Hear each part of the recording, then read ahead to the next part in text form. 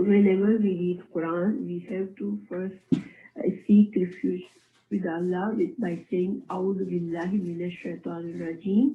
Then we are supposed to read Bismillah ar-Rahman ar-Rahim, and Bismillah means be with ism name, with name of Allah, who is ar-Rahman, is extremely merciful, ar-Rahim. His mercy is constant and again on his creation.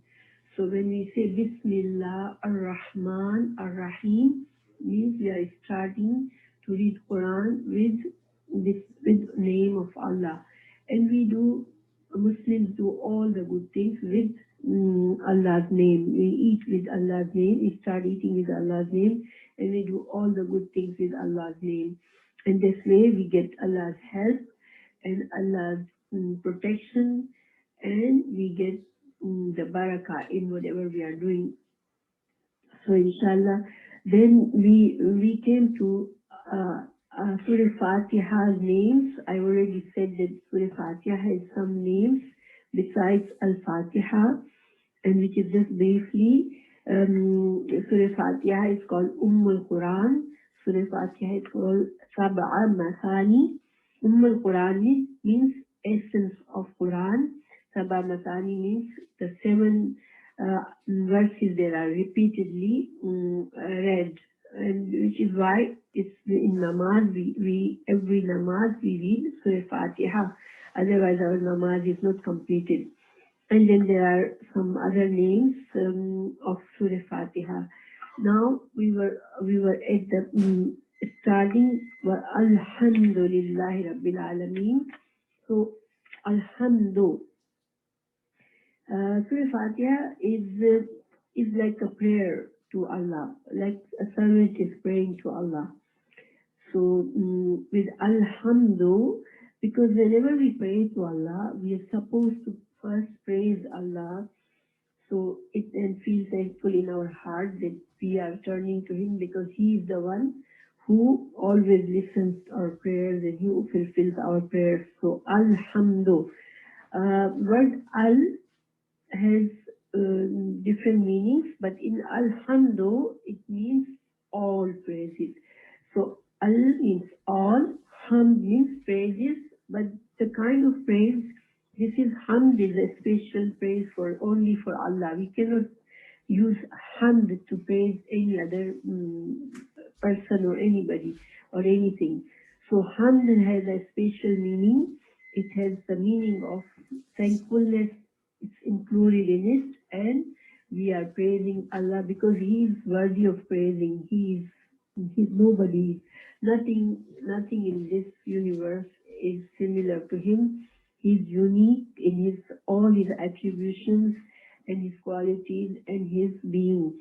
So He is praiseworthy, and He is praiseworthy because He has created us, and we get all our needs are fulfilled by Him, and He's in charge of all our matters, how long we're gonna live or what is gonna happen, or so this is why we say Alhamd, and Hamd is another portion which is that gives thankfulness. Like when a person says Alhamdu, he's being thankful to Allah too. This is why when a Muslim gets a good news about something, we always say Alhamdulillah. Whenever in our heart we feel happy about something, we say Alhamdulillah, because this is an expression of being thankful. Then Lillahi, so Lam there li is a preposition and it means for. Allahi for Allah, and Lafzi Allah is His own name. Like this name cannot be given to anyone else. Allah is Allah's name, the personal name. Then Rabbil Alameen. So Rabb is now when we said all praises for Allah. So then it's like explain who is Allah. So then his attributions are given in after that Allah is Rabbil Alameen. Allah is the one who is the Rabbil Alameen. So Rabb, what is Rabb means? Rabb is somebody who gives you nourishment, who makes you, who slowly, who makes you grow. Like a baby is born and then he grows to his full potential. He goes through to his youth, and he goes through different stages of his life. And everything, a plant is a little, it comes out of the earth and then it grows into a big tree. So Allah is the one that takes care of his creation, and when he creates them, then he takes care of all the matters and all the needs of his creation. So the Rabb is somebody who is an honor, like he owns us, and then he takes care of all our matters and he makes us grow. So Rabb. Now Rabbil Alameen. So it's not us, it's Alameen, Al Alameen. What is Al Alameen? So Al Alameen is made of two words. Al means all. Alameen. So Alameen is a plural word, and it's singular is Alam. So what is Alam? It's made of Ain, Lam, Mim, and it's Alam, Ain, Lam, Mim root word has a meaning of like it's it's Ain, Lam, Mim has a meaning like a sign. Like when you look at the sign of something, then you recognize it. So this is Alam is like when we look at Allah's creation, we recognize Allah. When we look at like moon and sun and stars and plants and flowers and human beings, we we we don't have, if somebody has a conscious mind, he's gonna think like, look at these beautiful creations, who created it? So it reminds him of the creator. So anything that's created by Allah is alam. So all human mankind is one alam. All the birds and animals is an other alam. All the sea creature is an alam. All the stars, all the sun. So then that means that all the angels have an alam. So all kind of living or non-living creation is Allah's alam. So Allah is the Rabb of them. Allah is the owner of them. Allah is the one who takes care of their matters. Allah is the one who nourishes them, and He provides them. So when we say Alhamdulillahi Rabbil Alameen, so the meaning is all praises and all thanks are for the Allah who is the master and who is the provider and who is the sustainer of all his creations. We are praising Allah, and in our hearts are thankful to Allah. So He is the Rabb, and Rabb, we learned that Rabb means owner of something, fulfill all needs of the creation, and the one that who provides and nourishes all the creations. So when we say Alhamdulillah Rabbil Alameen, that's what we are saying. Now the word Alhamdulillah, there are few authentic hadiths about the value of this just one word. That in one narration or hadith says that أفضل الذكر لا إله إلا الله وأفضل الدعاء الحمد لله. What it says is the best remembrance is La ilaha illallah, and the best supplication is Alhamdulillah. So what does this hadith mean? That when we say La ilaha illallah, that means we are remembering Allah, and this is the best way we could remember Allah. And in La ilaha illallah, we are saying there are no gods but only Allah. So there's no deity that's you can worship, but only Allah. So when we say this, this is like the best way that Allah likes it when we when we say this La ilaha illallah. So when we are saying these words, this is the best way that we can remember Allah.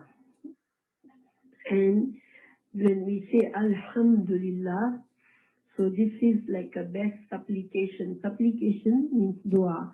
Dua means we are kind of connecting to Allah to fulfill all our wishes, or when we get something, then we realize that Allah gave it to us. So this is the best application that then we can say Alhamdulillah.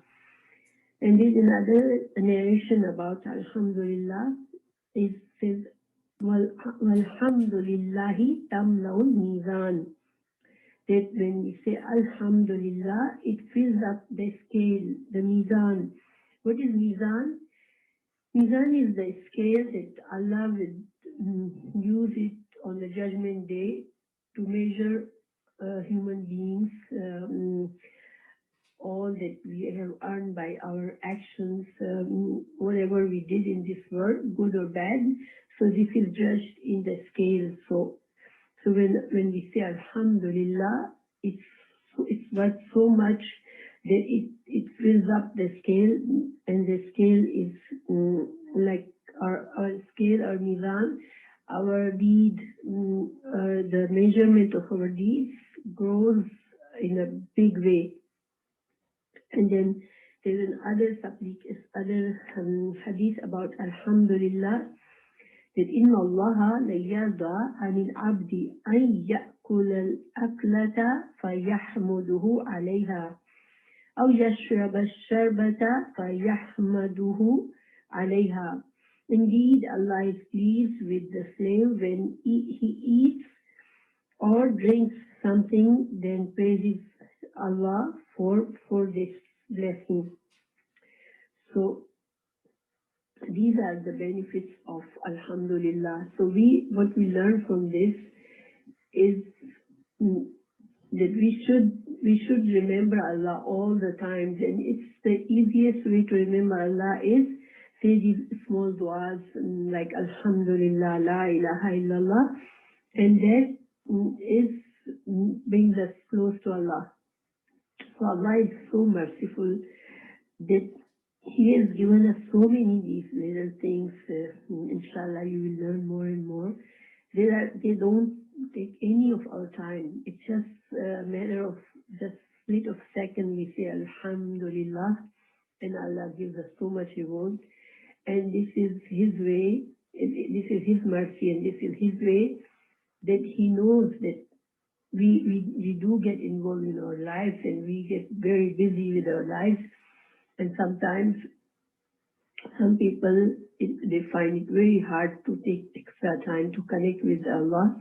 So Allah has given these small blessings and small gifts for us. So inshallah, anything good happens in your life, or you eat, you drink, or any small thing that you feel that this is a blessing, you just say Alhamdulillah, either by loudly or just in your heart, or just move, not in your heart completely, but just move your lips a little bit. Because when we praise Allah by our tongue, this is what matters. The feeling should be in heart, but our tongue should move, because this is the proper way of remembering Allah. Because then this is our tongue is also is a witness that we did this praise to Allah. And the more when a person dies, his good deeds, his bad deeds are everything would be presented witnesses. So when sometimes we read tasbih on our fingertips, and we are repeatedly praising Allah like Subhanallah, Walhamdulillah, wa la ilaha illallah, or something like this, and we are counting on our fingers. our fingers are witnessing this good deed, and they would be presenting their testimony for us, inshallah. So when we please remember to say Alhamdulillah as many times as you see, because we don't think about it, but actually we have so many blessings from Allah that our functions, our body is functioning the way it's functioning, all our organs are working the way they are working, our eyes, our ear, our brain, everything is gift from Allah, and it's all working to benefit us. And these are the tools that give us the movement of life, and we earn things in this world. So everything, and then there are so many more blessings, alhamdulillah, in our lives if we really focus and think about it. So we should not just ignore these blessings, because this is why we are created, that we use the bounties of Allah, we use all the blessings of Allah, but then we realize in our heart that it's Allah that is giving us. That's all we are required to do, to remember Allah in our lives and just don't be completely oblivious of these blessings. And then inshallah, whatever we do, we get, even we eat because to fulfill our hunger, but we get the reward because we ate the food and we realize that it comes from Allah. And we sleep, we get a good sleep, and then we wake up and we say Alhamdulillah, because we realize that Allah is the one who gives our mind and body rest by this sleep.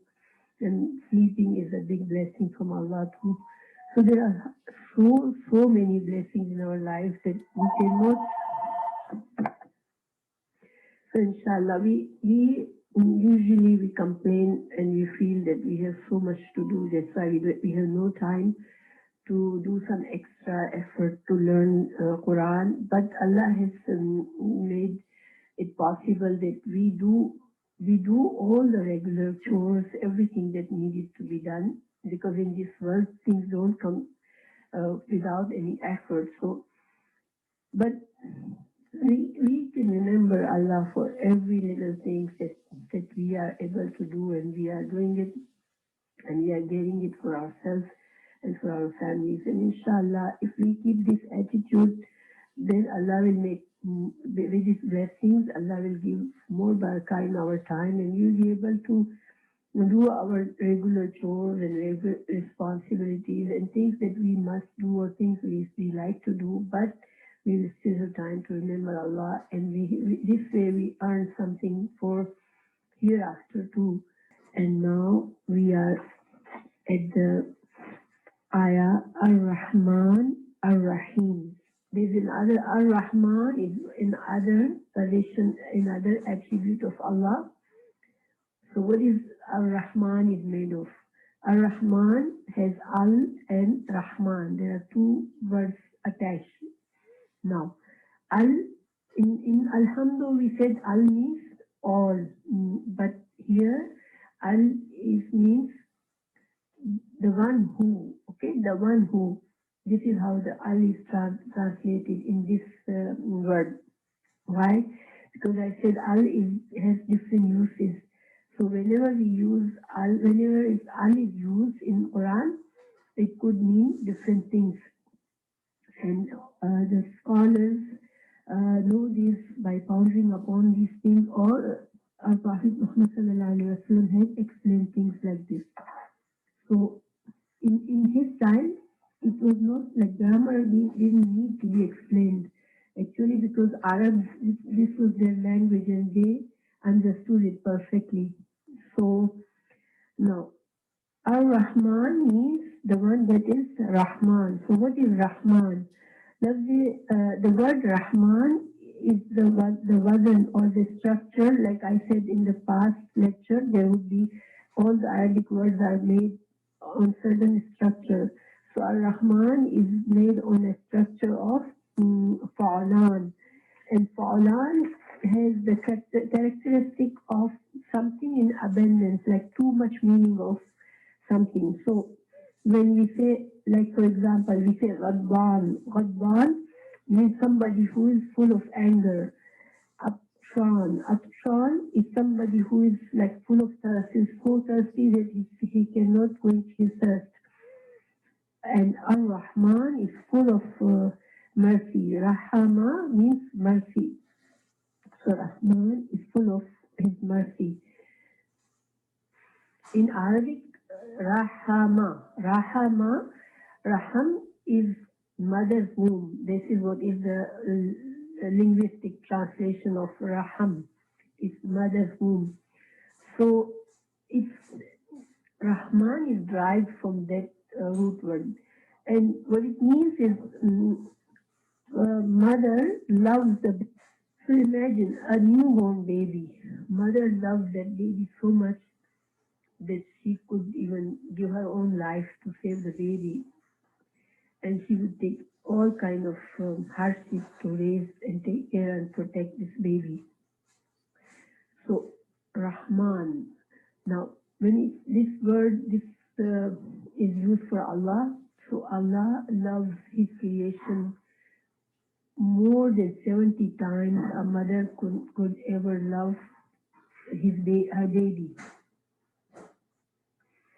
So Allah subhanahu wa ta'ala loves His creation more than 70 times a mother could ever love the baby, the newborn baby.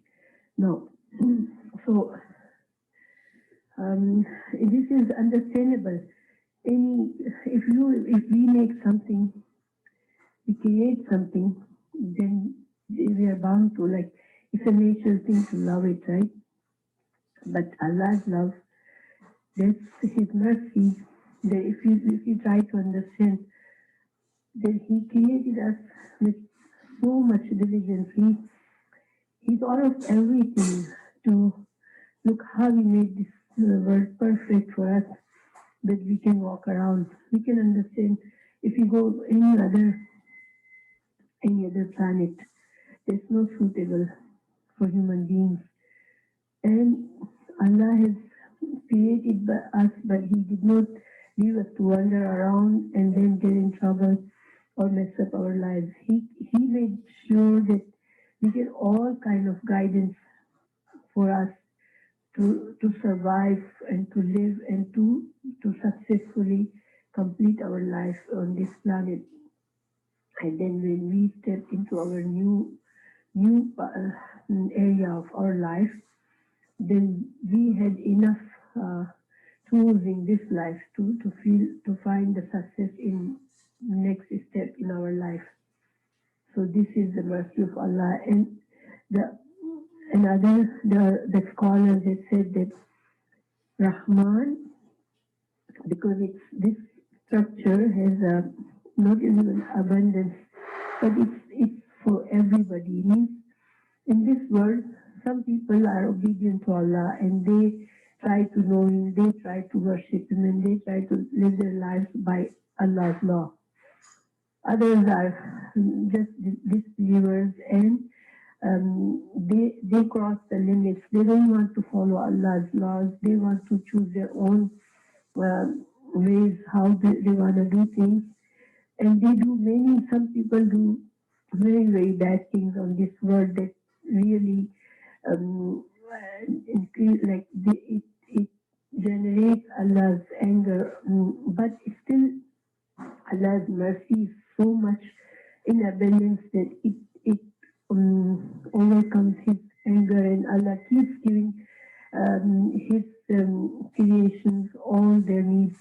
So in this world, you see, sometimes some people are doing so bad things in this world, but they still have so much abundance of this life. They have so much blessing in this life. If Allah would just get angry at them, He could vanish everything that they have, could vanish in one split second or even less than that time, and they could lose all their abilities to do anything wrong in this world. But Allah keeps giving them. So Allah's Rahman, Allah is Rahman, and He fulfills needs of His believers and non-believers in this world. So His mercy is so much overflowing. Ar-Rahman is Allah's name also, but it's like it's mm, it's attribute, his quality. It shows one of his quality in it. But also Al-Rahman is the name that we cannot give it to a child, a human. This is only special fixed for Allah. There are other attributes of Allah like Rahim or like Razak, or He is Razak because He gives risk. He's Alim, he's Khabir, so, but we, some other attributes of Allah we use as other people's name, but Ar-Rahman, if we wanna give a child name Rahman, we have to say Abdul Rahman, means Rahman's slave, but we cannot just call somebody Ar-Rahman. So this is about Ar-Rahman. There's a lot could be said for this, but there's one more thing I would say about it, that Ar-Rahman, this is Allah's mercy that's overflowing on for his creation, that He did not only create us and leave us, but He is all the way in our life, step by step. He has given us all the explanations and all that needed to be known, all the knowledge that we know to make our life, this life successful and the next life. Now, loves Ar-Rahim. Then Allah's another attribute, Ar-Rahim. Ar-Rahim is also made of Rahamani, same root word, Rahami, but the structure is Fa'il. And this structure, this is the quality of something that's forever. Like this quality, this structure means that this quality is forever. It's everlasting something. And also there's a continuity in it, like again and again. So for example, to understand Rahim means Allah's mercy forever for his believers, like in this world and in hereafter. But of course, his mercy is not for non-believers in hereafter, because if somebody dies as a non-believer and as somebody who does things to constantly does things to get earn Allah's anger, then for them hereafter there is no rahmah, no mercy for them. But Rahim has quality of forever and again. So how do we understand this? In believers in this world, they live their lives and they do good things, but then many times they do bad things, and they keep making mistakes, even though they know this is not something good, this is not something we're supposed to do, and we end up doing it. But then we realize and we turn to Allah and we ask for His forgiveness, and Allah forgives us. So this is His quality of Rahim, that He again and again, He gets merciful. He turns to His slave with mercy.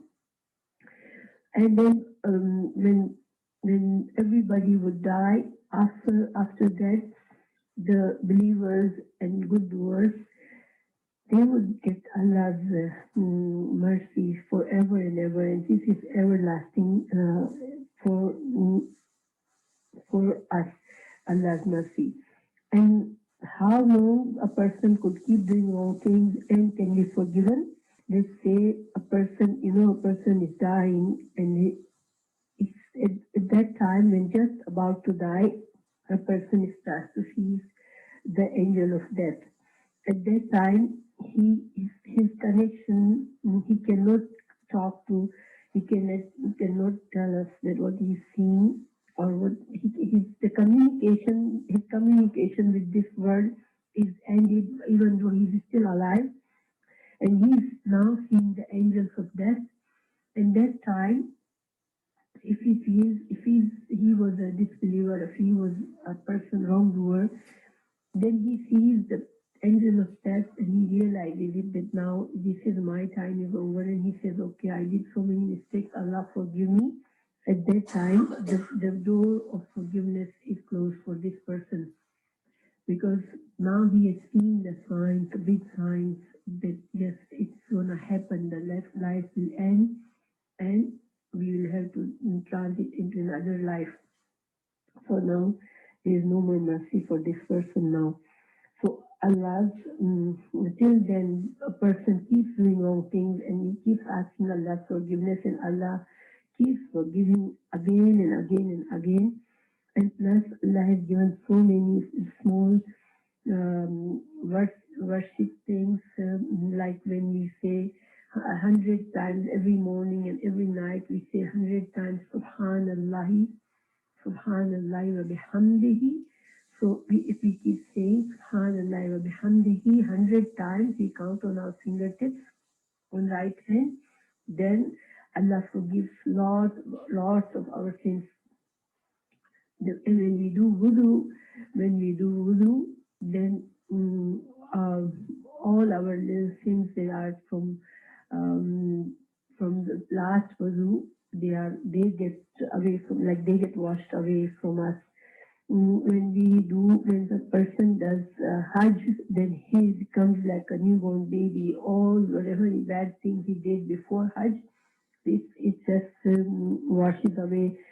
When we do one roda, one fasting on the 10th of Muharram, then our 1 year since past 1 year, all sins are washed away. If we do one roza on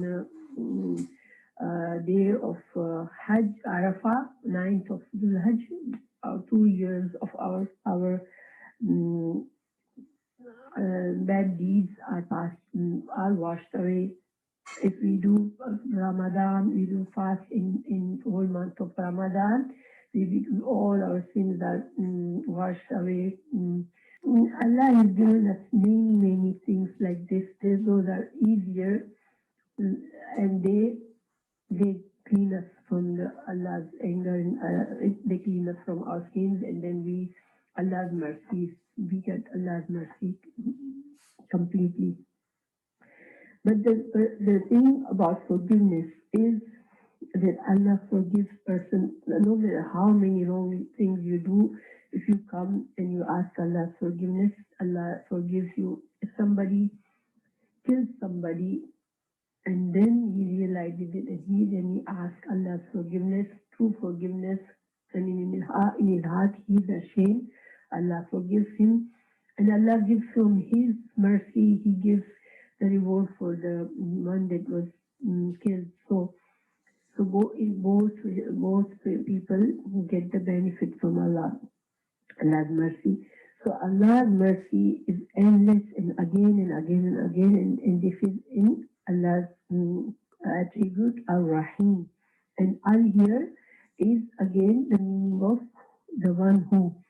So Ar-Rahim, the one who is Rahim. This is the translation of Ar-Rahim. So far we learn Alhamdulillahi Rabbil Alameen, Ar-Rahman, Ar-Rahim. Now the next word is Maliki Yawmiddin. So Malik, loves Malik means the owner. Somebody has the possession of something, ownership of something. So Malik. So Maliki Yawmiddin. This is one. They are all attached to each other. These three words. Malik means owner. Yawm means day, and Ad-Din means the day of judgment. So here Allah is saying Maliki Yawmiddin, the one who is the owner of the day of the judgment. Now, this is also an attribute of Allah. So far, Allah has used his personal name, Allah, and then his qualities are given, like who is Rabbul Alameen, who is Ar-Rahman, who is Ar-Rahim, and now who is Maliki Yawmiddin. So Allah, what it means that this sentence is Allah is the owner of the day of the judgment. But in reality, we know Allah is the owner of everything. He is owner of a human being. He's the owner of all his creation. So why it says Allah is the owner of the day of the judgment? Because in this dunya, Allah gives people some partial ownership for things. Like let's say my house. So I'm the owner of my house, even though Allah has given it, but I can claim the ownership of my house. If a person is a king, so he is the owner of his kingdom. And anything that we possess, we are the owner of that. But these are the temporary ownership that Allah has granted us in this life. And so we can say that, okay, I'm the owner of this, I'm the Malik of this.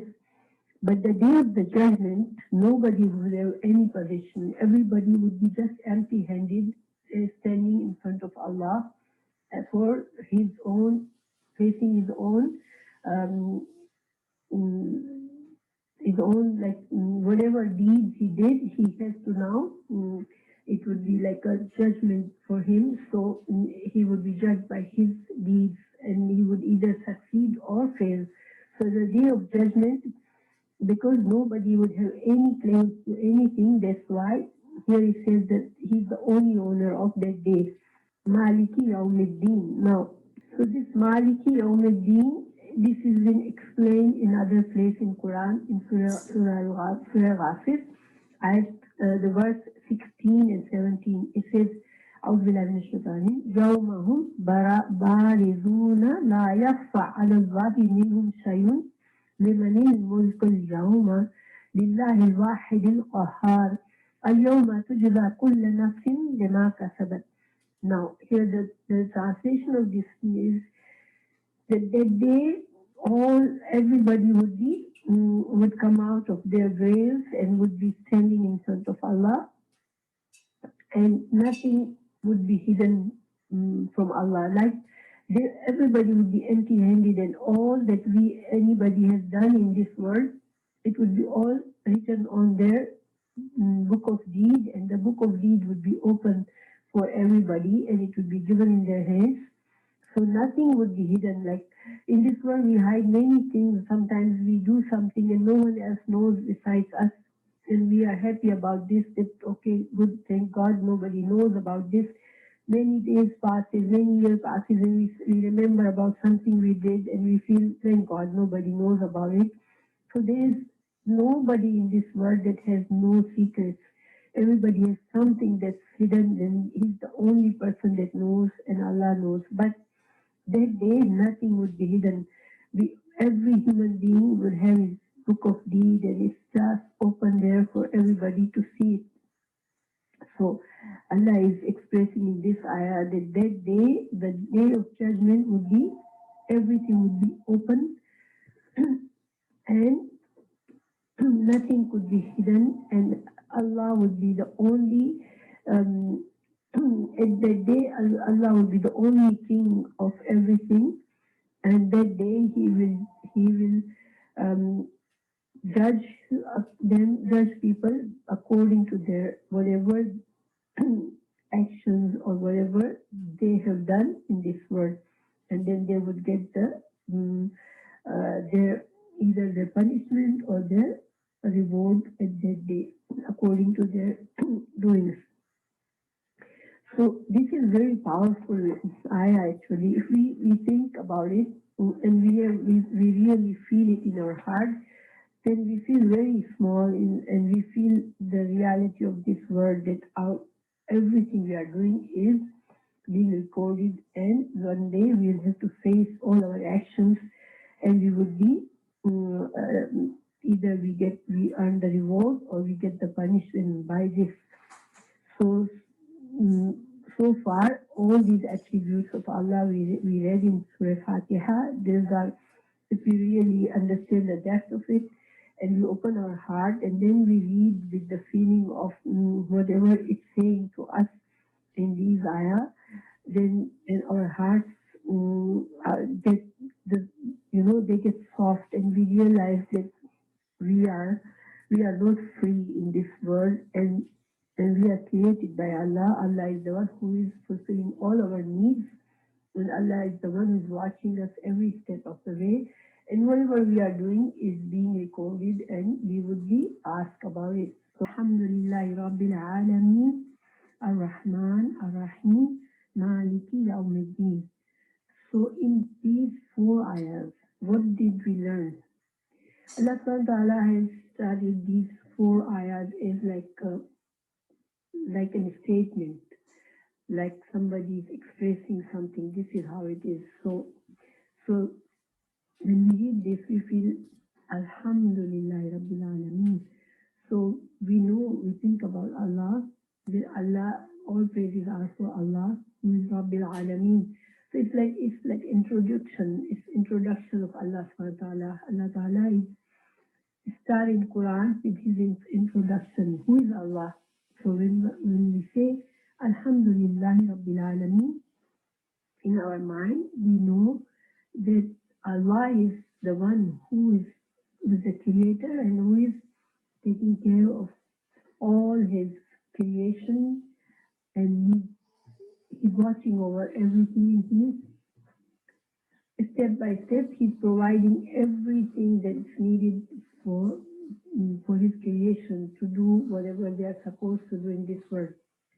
So Alhamdulillah Rabbil Alameen. So this is why we are taught to say Alhamdulillah, that all praises and all thanks are for Allah. So here we learn that whatever we got from Allah, our life and all the needs that we need in this life is coming from Allah. So naturally the gratitude comes in our heart, and also we feel the greatness of Allah, that He's so great that He's managing this whole universe. He's the creator and He's the manager of this whole creation.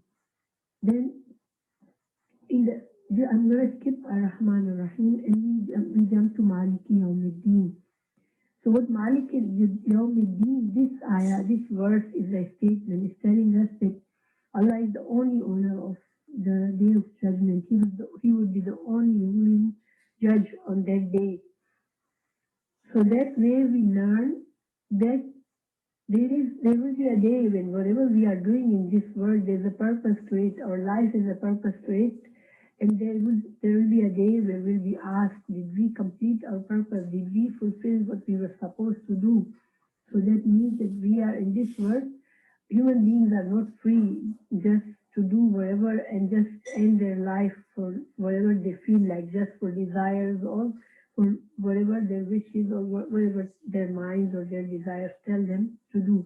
So there's a great purpose for our creation. So this thought there will be a day of judgment, it gives us this idea that means we will be asked for. So that this ayah fills a heart with fear. A person fears when we read this ayah, that okay, that means that whatever I'm doing in this world is being watched and it's been recorded, and it will be presented one day for in favor of me or against me, and then this would be how I will be judged and prosecuted, and I would be reached to my destiny, good or bad. But in between these two ayahs, Allah subhanahu wa ta'ala has put Ar-Rahman, Ar-Rahim. So this is like this ayah, it says the most gracious and most merciful Allah. So this ayah fills our heart with hope that no, it's not so bad. Like the fear should not completely take over us. That okay, Allah has created us, He has given us everything, but we have to answer for it, and there's a judgment day, and we will be judged, and they will be ruling against us or for us. No, but Ar-Rahman Ar-Rahim gives us hope that in this world when we live, Allah will make many mistakes. We are weak, so Allah will, whenever we return to Allah, He will forgive us. And He will still keep giving us all the things that we need in this world to survive. And He's going to keep forgiving us if we keep turning to Allah, first to Allah. So that means we are not required perfection. It gives us this Ar-Rahman Ar-Rahim gives us the feeling that we are not perfect. We're gonna be making a lot of mistakes while we are here to fulfill our purpose of our life. We are not things are not gonna go smooth. We're gonna slip many times, we're gonna make mistakes, but there is a solution for us. Just turn to Allah. Every mistake we make, we turn to Allah and we ask His sincere forgiveness and try our best to not to do those mistakes and keep going. And then if we slip again, then we don't have to be hopeless. We have to have hope and we have to turn to Allah and ask His forgiveness. And if we walk through our life in this manner, then what will happen is Allah is so merciful that there is a hereafter there is a big reward for us and there is a His paradise for us. So these three ayahs are very, very powerful and gives us the whole picture of our life, our purpose of life, our creators, who is our creator, and how what is gonna be doing will be doing, what are our abilities, are we perfect people or are we gonna be perfect on this world? Are we supposed to be perfect creation or we are gonna be weak and we're gonna be making mistakes, but there's hope. So these three ayahs give us the greatness of Allah by saying Alhamdulillah, all praises are Allah for Allah. So Allah is so great. Our heart is greatness of Allah. Then we say Ar-Rahman, Ar-Rahim. Then our heart gets filled up with Allah's love because He's so merciful. Even though He's so great, He's not like a tyrant that He's out to get us or He's out to destroy us or He's out to punish us. No. He's so Ar-Rahman, he's most grateful and most merciful. So this gives us hope and love for Allah. And then we reach humanity. Yawmiddin, it fills our heart with fear that whatever it is still we are being judged and we have to watch. We are not completely free and we have some duties to do. We have some obligations. We have some laws to follow in this world. Otherwise, there will be a day that we will be in trouble. So after this strong, very strong introduction of Allah, when somebody who understands these ayahs, their heart is automatically gets so affected by this and moved. We are so moved. Then the next ayah starts. إِيَّاكَ نَعْبُدُ وَإِيَّاكَ نَسْتَعِينُ. Now in this ayah, it's like a direct conversation of a human to Allah direct. Like before, it was like a statement. It's like a third person. We are reading those three ayahs, the first three ayahs. It's like we are looking at Allah's attributes. We are thinking and we are learning about His attributes and we are feeling the love or fear or hope for Allah by reading all these things. But when we did this, then our hearts are so full of these emotions for Allah that our tongue starts to say, Iyaka na'budu. Like a slave is like shouts to Allah, Ya Allah, we just worship you only. We only worship you. Iyaka na'budu means worship and only worship you. That means that there's no one else that we worship. We only worship you. Now the word na'budu is made of ayn bada, abd. Abd is also used for slave. A slave is somebody who has no rights, he's completely dependent on his owner, his master, and he does whatever the master says. So abd is coming from that. So na'budu, when it's ibadah, it's coming from ibadah. So when we are Allah's slaves, we worship Him. Ibadat is worship. So what is worship? What does it consist of? What does it give us the feeling? When we say we worship only Allah, it means that our hearts are full of humility and humbleness. We think of ourselves as nothing. We are very like insignificant when we are in front of Allah. We are, no matter how much a person is intelligent or powerful or whatever we possess in this world, but still every human being is his his being is so insignificant to Allah subhanahu wa ta'ala that we are completely feeling the humility in ourselves, in our heart. And also, ibadah has love in it too. So when the word ibadah includes love and humility in our hearts and complete submission. When a person realizes that he is just a slave, he is nothing, he has no rights in front of somebody, then he feels complete. He has to submit completely. So these are all the emotions included in ibadah. So when we say, "Oh Allah, we only worship you," so that means we are refusing to consider any other being or anything else, mm, so that can be worshipped. Only Allah can be worshipped.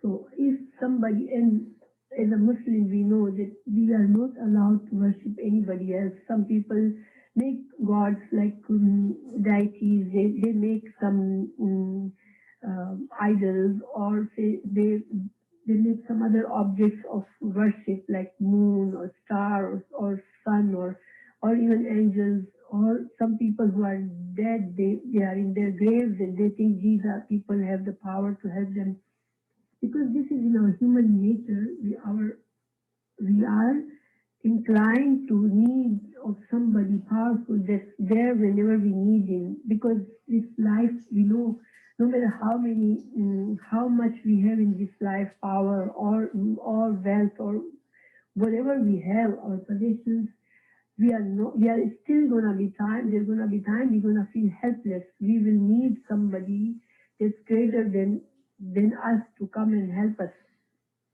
And this is how the life is designed, and this is how our hearts are. That they need an object of worship. This is the reason why people, when they don't worship Allah, they find other deities, other objects of worship, just to keep their mind, just to feel safe, or just to fulfill this need of their heart to have a object of worship. But Allah, this is a shirk. We are not, whoever does the shirk, Allah says he's like doing wrong. He's not giving Allah the space. Allah is what is his estate.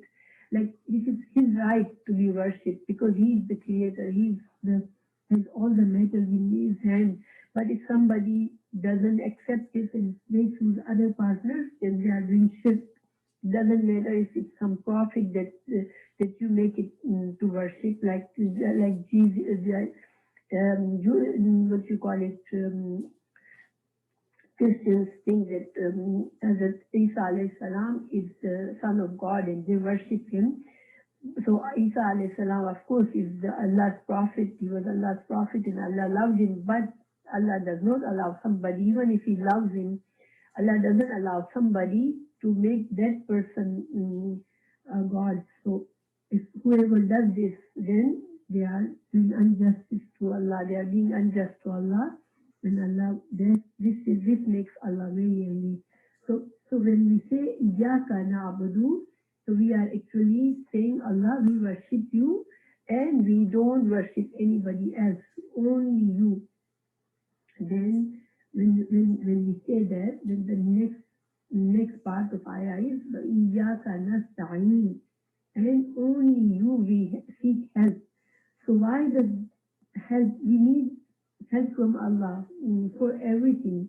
But why especially here with the ibadah? Because to worship Allah and to be submissive, to submit yourself completely to Allah is a very, very big thing. It's not an easy thing to do. And this is why we need Allah's help. Allah is the only one who could help us. And we have to ask Allah's help for in this matter, so we can realize what is our purpose in our life and what is our place in this life. We don't think we are independent of anybody, and we can do whatever we desire when we are free of Allah's. And we just don't worship Allah. We don't do anything to show our gratitude to Allah, and still we feel like, okay, we are good people in this world because we are not doing anything wrong. No, this is a wrong concept. We have to recognize Allah and we have to recognize what his rights are. This is why we say, oh Allah, only you we seek help from. So when we seek help from only Allah, does it mean that we cannot ask anybody for any help in this world? No, it doesn't mean that. Because Allah has given many, many resources to many different people. Some people have wisdom, some people have knowledge, some people have learned in this world to do some specific things like a doctor, or somebody is a lawyer, or somebody has other positions that they are in a position to help other people, and we do seek their help for those matters. But Allah's help is different than any other help. His help is beyond boundaries, and his help is beyond any, we cannot like imagine. He doesn't need any resources. All the resources belong to him. He's the creator of all the resources. So when seek Allah's help means we believe that okay, anybody could help us, like a doctor could help us get better, but he can only do enough. If Allah doesn't want, a doctor cannot help us. Any other person can help us only as much as Allah has allowed him to do this. But Allah is not bound to, Allah's help is not bound to anybody. He can help us beyond any limits. So this is what we say, Iyaka nasta'in, and when we say direct to Allah, that means because we have read before the ayahs and we understood about Allah, and we understood about our position, and we understood our mission and what we are supposed to do, then we are saying, Allah, okay, we are going to fulfill this mission. You have created us for, but we will need your help in this. So you help us to make it easy for us.